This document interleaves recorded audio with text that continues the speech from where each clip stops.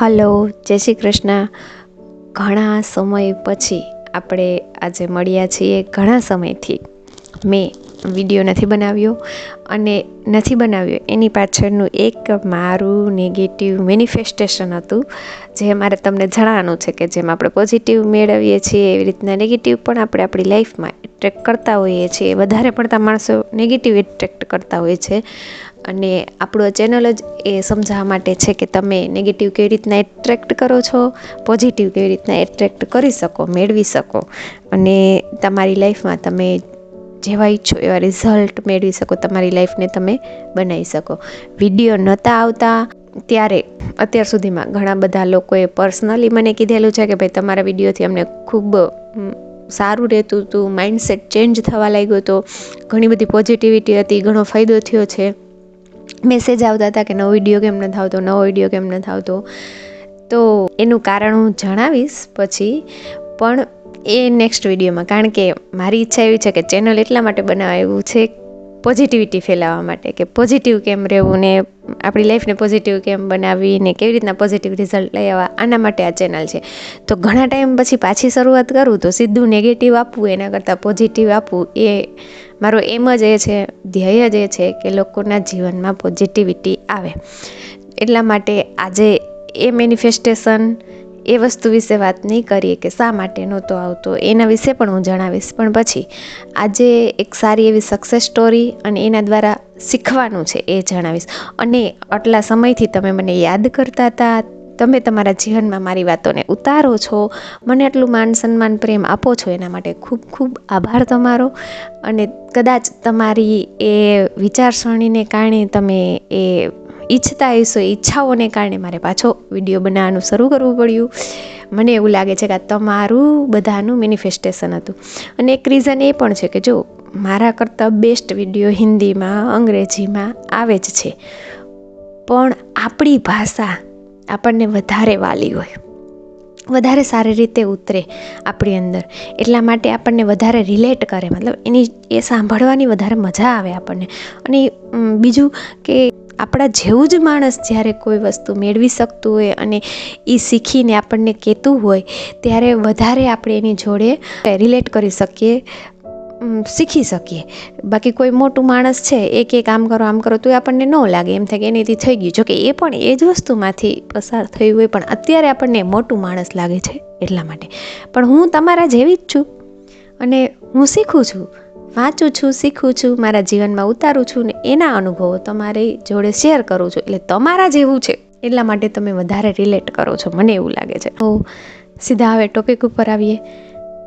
એક નાનકડી success story પહેલાં તમારી જોડે શેર કરું, અને એ સક્સેસ સ્ટોરીમાંથી શું શીખવાનું છે એ તમને જણાવું. તમને વારંવાર કીધેલું છે કે આપણી કલ્પનાઓથી આપણી દુનિયા બને છે. અને હા મિત્રો, મેં આટલા ટાઈમથી જે નથી કરી આ વિડીયો, પણ એ સમયમાં હું ઘણું બધું શીખી, ઘણો બધો અનુભવ લીધો. મેં વિડીયો નહોતું બનાવ્યો, બાકી મેડિટેશન મારું જે કામ હતું એ મેં ચાલુ જ રાખ્યું હતું. અને એનાથી એટલું બધું જાણવા મળ્યું છે, મને એમ થાય ક્યાંથી શરૂઆત કરું, કેવી રીતના શેર કરું. આ બધું ખબર નથી પડતી હવે તો, કે કેટલું બધું જાણવા મળ્યું. પહેલાં કરતાં આટલા ટાઈમમાં, આટલા શોર્ટ પીરિયડમાં ઘણું બધું શીખી છું, અને ઘણું અંદરથી અનુભવ મળ્યો છે. પણ ધીમે ધીમે ધીમે ધીમે ટોપિક પ્રમાણે એક વિડીયોમાં આવતું જશે. તો હવે તમે જોતા રહેજો વિડીયો, અને શેર કરતા રહેજો, જેથી બીજાને પણ ખબર પડે કે આપણે જ ક્રિએટર છીએ, આપણે આપણી લાઈફને આપણે ઈચ્છીએ તેવી બનાવી શકીએ છીએ. તો શરૂઆત કરીએ એક નાનકડી સક્સેસ સ્ટોરીથી. મારી પોતાની સક્સેસ સ્ટોરી છે. ડિસેમ્બર મહિનાની વાત છે. ગયા ડિસેમ્બર મહિનામાં મેં એક અમારા સગાની છોકરી પાસે એક ઓફિસ બેગ જોયેલું. મને ખૂબ પસંદ આવ્યું એ ઓફિસ બેગ, એટલે મને એમ ઈચ્છા થઈ કે આ ઓફિસ બેગ મારે લેવું છે. એટલે મેં એમેઝોન ઉપર ને 2-3 વેબસાઇટ ઉપર જોયું કે આ કેટલાનું છે. અરાઉન્ડ 1500-1100 એવી રીતના આવતું હતું, અલગ અલગ પ્રાઇસમાં. એટલે એટલા રૂપિયા નાખવા મારા માટે કોઈ નવીન વસ્તુ નથી, કારણ કે તમને ખબર જ છે કે એમ ગવર્મેન્ટ ટીચર છું અને કમાઉં છું સારું એવું, અને મારા હસબન્ડ પણ સારું એવા રૂપિયા કમાય છે. પણ ખબર નહીં, ત્યારે એમ થયું કે હવે અત્યારે નહીં, પછી લઈશ એમ, એટલે છોડી દીધું. પણ એક આમ મજા આવતી હતી, ગમતું હતું, એટલે હું એક કલ્પના કરતી.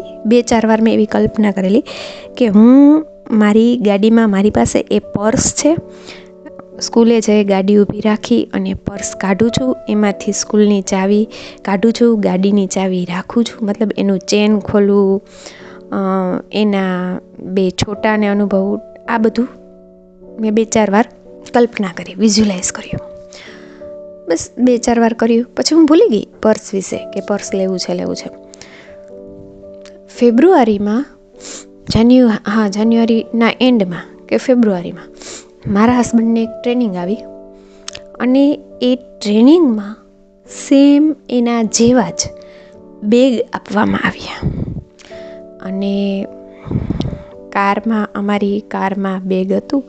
મને ખબર નહોતી, હું તો આગળની સીટમાં બેઠી હતી, મારી બેબીને દવાખાને લઈને જતા હતા. એટલે મારા હસબન્ડને કીધું કે પાછળ જો, તારા માટે કંઈક રાખ્યું છે. એટલે મેં પાછળ જોયું તો એના જેવું જ બેગ હતું. એ નહોતું, થોડોક જ ડિફરન્સ હતો, બાકી એના જેવું જ બેગ છે.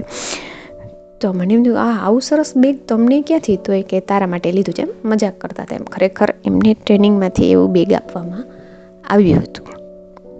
મતલબ એવું કંઈ નથી જે તમે પૈસાથી ખરીદો તો જ આવે.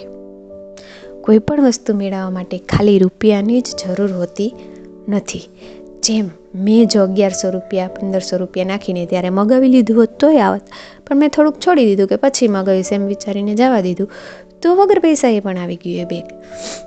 પણ કામ કેવી રીતના, આ શા માટે આવે છે, એનું કારણ આપણે સમજ્યા છે.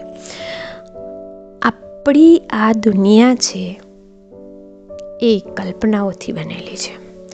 તમારી કલ્પના પ્રમાણે તમારી દુનિયા છે, તમારા હસબન્ડની કલ્પના પ્રમાણે એની દુનિયા છે, તમારા મા બાપની કલ્પના પ્રમાણે એની દુનિયા છે. દરેકની દુનિયા પોતાની કલ્પનાઓ પ્રમાણે, પોતાની માન્યતાઓ પ્રમાણે ચાલતી હોય છે.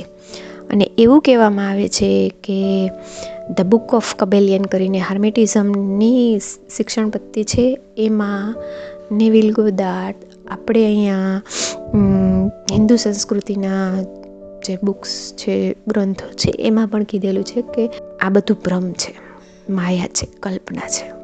બરાબર? મતલબ બધે કીધું જ છે કે આ બધું કલ્પના છે, માયા છે, ભ્રમ છે.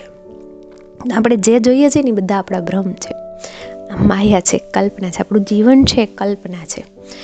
પણ અને આ કલ્પના એવું કહે છે કે ભગવાન પોતાની રીતે કલ્પના કરે છે અને એની કલ્પના પ્રમાણે આપણે જાગીએ છીએ. અને ભગવાન છે એને માણસનો અનુભવ લેવો છે, એટલે એ પોતે અહીંયા માણસ બનીને આવે છે અને પોતે ભૂલી જાય છે, કારણ કે પૂરેપૂરો અનુભવ એને માણસનો લેવો છે. એટલે એ પોતે પોતાની જાતને ભૂલાવી દે છે કે હું ભગવાન છું. પણ એ બધી શક્તિઓ એ માણસની અંદર છે.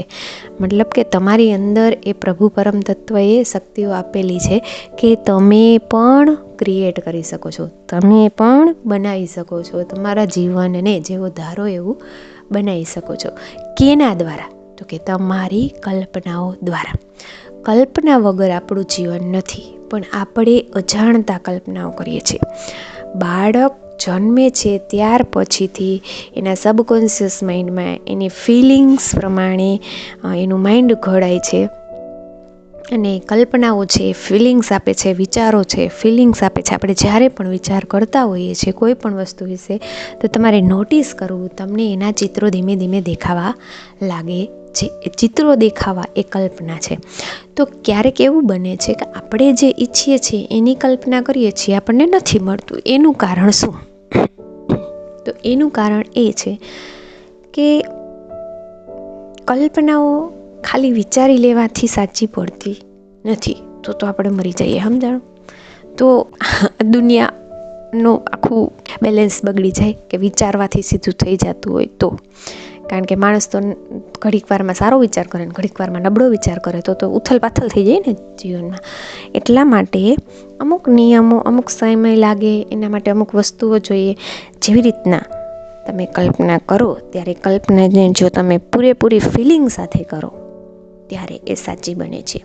ખાસ કોઈ નેગેટિવ વસ્તુમાં આપણી ફિલિંગ જોરદાર હોય છે, આપણે કલ્પના કરીને રોવા લાગીએ છીએ. હકીકતમાં એ કાંઈ હોતું નથી, પણ એ વિચારીને કલ્પનાઓ કરીને આપણે રોવું આવે છે કે આવું બોલ્યું હતું ને આમ થયું હતું ને તેમ થયું કંઈ હોતું નથી. સમજાણું?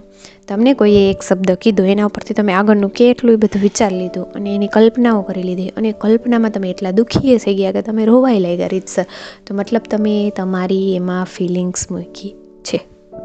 જ્યારે ફિલિંગ્સ આવે છે કલ્પનાની અંદર, તમારી લાગણીઓ આવે છે, ત્યારે સબકોન્શિયસ માઇન્ડ છે એ ફિલિંગ્સથી બને છે.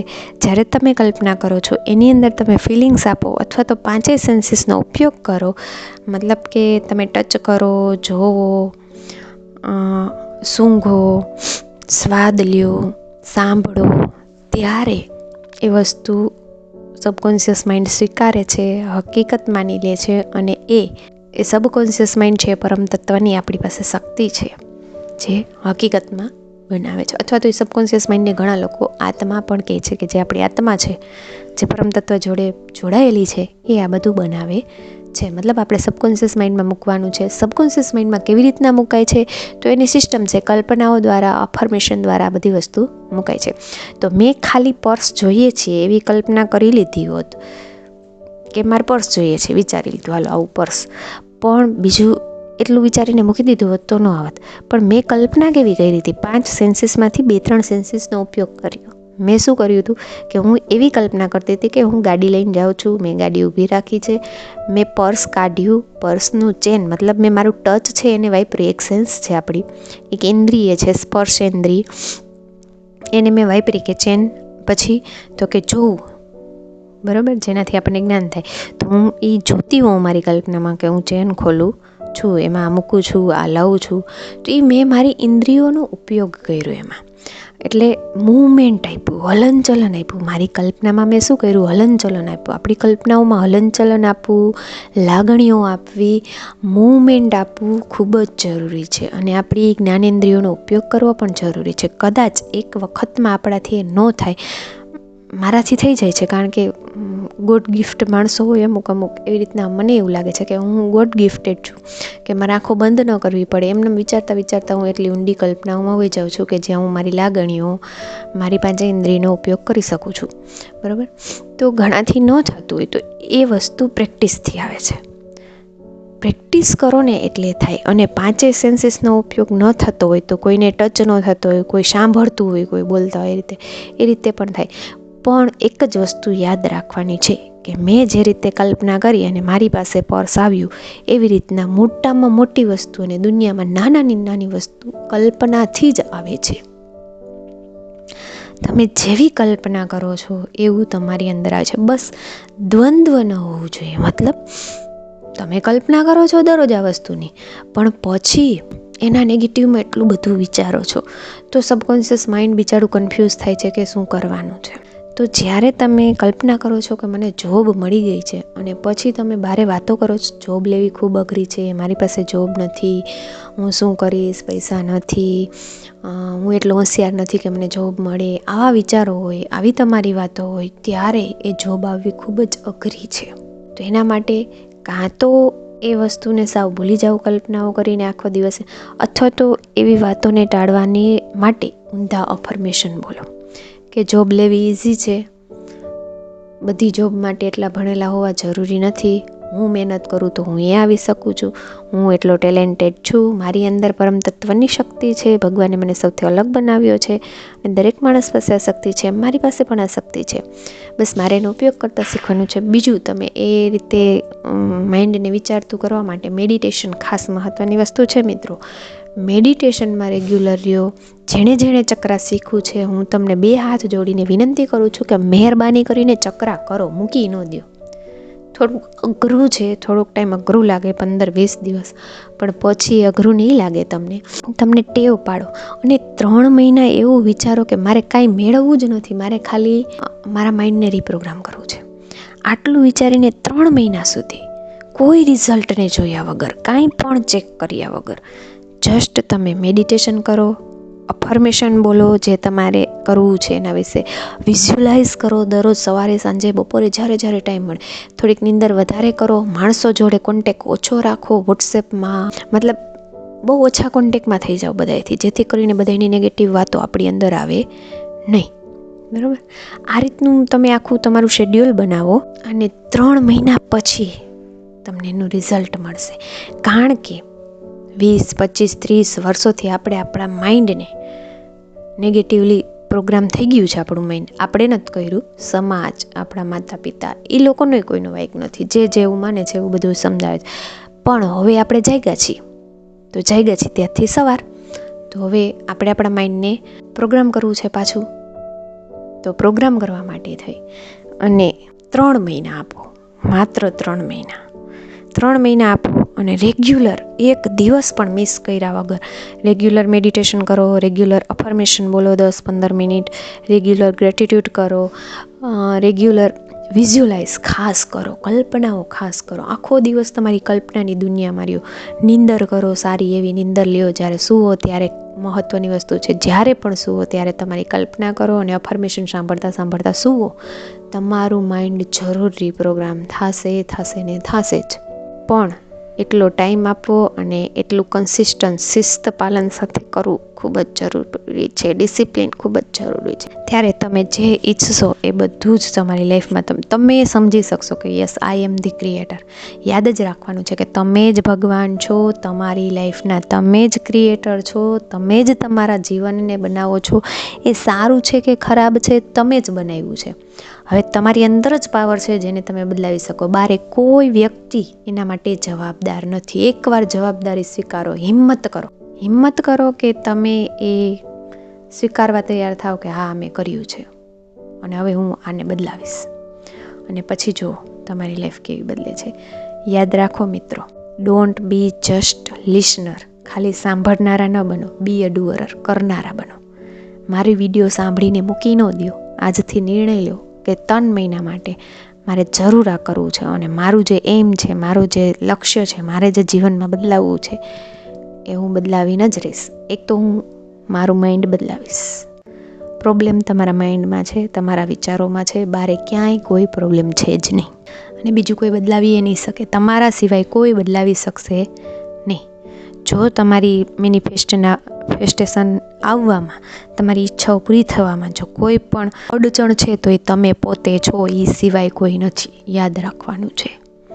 તો આઈ હોપ, મને વિશ્વાસ છે કે તમને મારો વિડીયો આજનો પસંદ આવ્યો હશે. મિત્રો, પસંદ આવ્યો હોય તો લાઈક કરો, શેર કરો, સબસ્ક્રાઈબ કરો, શેર જરૂર કરો, જેથી કરીને બીજા ઘણા બધા લોકોને ખબર પડે કે તેઓ જ ક્રિએટર છે અને તેઓ તેમની લાઈફને બદલાવી શકે છે.